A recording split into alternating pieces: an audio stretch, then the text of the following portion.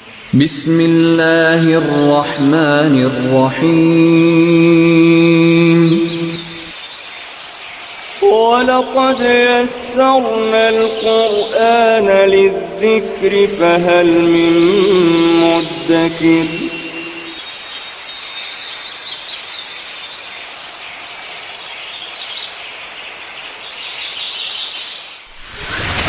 ألف باء تاء ثاء جيم حاء خاء دال ذال راء زاي.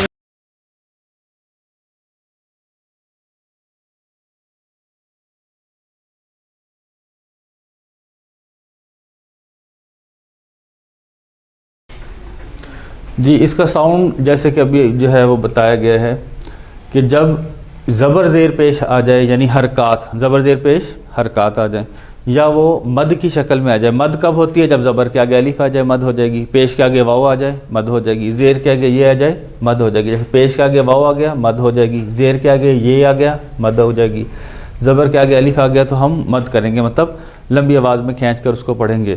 اب ہمارے پاس دو ٹارگٹ ایٹ اے ٹائم ہے کہ ہم نے اس کو اصل تلفظ کے ساتھ بھی پڑھنا ہے اور حرکت اور مد کا بھی خیال رکھنا ہے. جب یہ دونوں چیزیں ہماری کور ہو جائیں تو اس کا مطلب ہم تلاوت درست کرنے انشاءاللہ لگ گئے ہیں. تو یہاں پر ہم دیکھتے ہیں، یہاں سادہ سے پیچیدہ کی طرف چلتے ہیں. پہلے تو ہمارے ذہن میں ہونا چاہیے یہ چھوٹا قاف ہے، یہ بڑا قاف ہے. یہ نقطوں والا قاف جو ہے وہ بڑا ہوتا ہے، اس کو ہم نے سختی کے ساتھ پڑھنا ہے، اس کو ہم نے نرمی کے ساتھ پڑھنا ہے. یہ ہے قاف، یہ ہے کاف، دونوں میں فرق ہے. یہ چیز سب سے پہلے ہم نے یاد کرنی ہے کہ کس کو نرم پڑھنا ہے. تین ہی کیٹیگری ہیں، یا نرم پڑھا جاتا ہے، یا سخت پڑھا جاتا ہے، یا پر پڑھا جاتا ہے. بس یہ تین کیٹیگری. ہم مخارج کی طرف جا ہی نہیں رہے. یا نرم پڑھا جاتا ہے جو ہم آواز حروف ہیں. نرم کا مطلب یہ جیسے اردو میں پڑھنا ہے ویسے عربی میں پڑھنا ہے. اور سخت کا مطلب تھوڑا سا آپ یوں سمجھ لیں کہ پنچنگ آف ساؤنڈ ہوتی ہے. ہا ہا، آپ یوں سمجھ لیں کہ اگر یہ ایک گلا ہے، یہ نارمل ہے، لیکن اگر اسی کے اندر تھوڑی سی پنچنگ ہو جائے. ہمیں جب پڑھایا جاتا تھا تو استاد صاحب باقاعدہ یہاں نرخرا تھوڑا سا ہلکا دبا دیتے ہیں. اس دبانے سے جو آواز پھنس کے نکلتی ہے اسی کو ہم کہتے ہیں سخت آواز. ہا قاف، تھوڑا سا ساؤنڈ اس کی دب کے آتی ہے. تو یہ سختی کے ساتھ، یہ نرمی کے ساتھ، یہ ہمیں پہلے سے معلوم ہونا چاہیے. کاف زبر کا، قاف زبر قو، کا قو، کا قو، کا قو، دونوں میں فرق ہے. زال کو ہمیں پتہ ہونا چاہیے نرمی سے پڑھنا ہے. زال زبر زا، زا کو سختی سے پڑھنا ہے. را زا، را زا، را زا، یہ نرمی ہے، یہ سختی ہے. را زا. عین پھر سختی کے ساتھ، عین، عین زبر آ، آ، اور یہ نرمی سے، ہاں جیسے ہم اردو میں پڑھتے ہیں حمزہ زبر آ، آ، آ، آ، آ، آ، آ. اسی طرح سین زبر سا، سین کو سختی سے پڑھنا ہے، سیٹی کی سی آواز آتی ہے سا. لیکن یہاں پہ تو حرکت ہے. آگے ہم نے دیکھا کہ جب زبر کے آگے الف آ گیا ہے تو ہم مد بھی کریں اور اس کی سختی کو بھی برقرار رکھیں. تو ہم کہیں گے سا، سا، ایک الف کے برابر اس کو ہم نے کھینچنا ہے. سا، سا، سا، سا. اس کو نرمی سے پڑھنا ہے، یہ ہمیں معلوم ہونا چاہیے کہ یہ سا جو ہے یہ نرمی سے پڑھ جاتا ہے. سا، سا. اب دیکھیں یہ ہے سا، یہ ہے ہا، سا، ہا.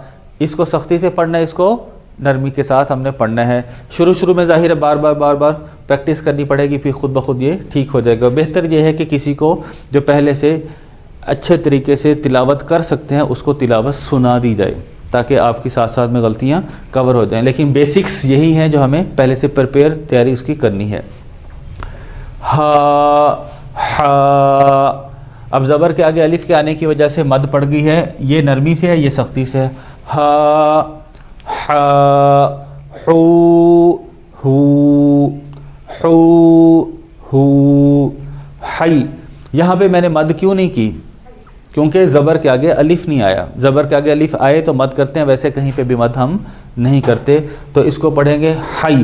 اگر کسی نے اس کو پڑھا ہائی تو غلط پڑھا. ہائی، سختی سے پڑھیں گے بڑا ہا ہے ہئی، یہ نرمی سے پڑھیں گے ہئی ہئی ہئی. جب ہم پڑھتے ہیں نا اس میں اذان میں تو بہت سختی کے ساتھ پڑھتے ہیں حی علی الصلاۃ حی حی. اسی طرح ہی زیر کے آگے یہ آنے کی وجہ سے مد بھی کی، کیونکہ یہ چھوٹا ہا تھا نرمی سے پڑھا. زیر کے آگے یہ آنے کی وجہ سے مد بھی کی، لیکن اس کو سختی سے کیوں پڑھا؟ کیونکہ یہ بڑا ہا تھا. حی حی. اس میں ایک بہت اچھی ٹپ جو ہے جو ہمارے کام آنے والی ہے وہ یہ ہے، تھوڑی دلچسپ بھی ہے. ہم یہ دیکھنا چاہتے ہیں کہ کون سے حرف کا مخرج کہاں پر ہے، وہ کہاں سے اوریجن ہے اس کا، کہاں سے وہ اوریجنیٹ ہوتا ہے، کہاں سے وہ شروع ہوتا ہے.